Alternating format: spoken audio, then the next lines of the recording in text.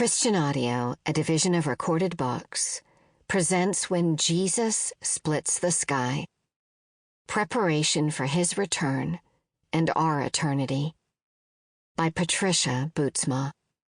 Narrated by Susan Hanfield. Forward. During the 1980s, I became aware that there were roots of pain and unforgiveness in my personal life that needed to be dealt with.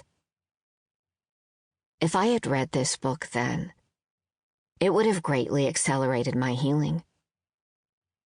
It is not easy to be as transparent as Patricia has been. She has targeted strongholds with deep insight that will penetrate lives in a loving and personal way. Out of her own challenges, she shares abiding truths that not only led to her own healing, but now, through the power of the written word, will lead to the freedom of many others. I love that she begins with what I consider to be the main thing, our wholehearted passion for the Lord. In the first chapter, she reminds us of a very important and sometimes overlooked fact. Jesus is returning soon. We are to love him and wait for his return while being fully engaged in occupying until he comes. I know I personally have regular checkups with the Father to see if I am on track and that my lamps are full for his return. In life's busyness, amid the current shakings going on all around us, this needs to be our focus. Are we ready?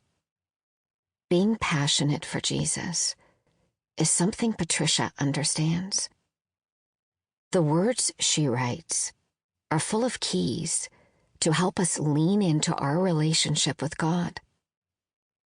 Just as the natural world needs tending and gardens must be kept free from weeds, so does our heart as we go through regular struggles.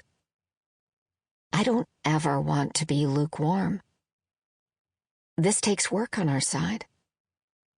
I found myself doing the work while reading this book. It was a refreshing exercise for me, and it will be for you too.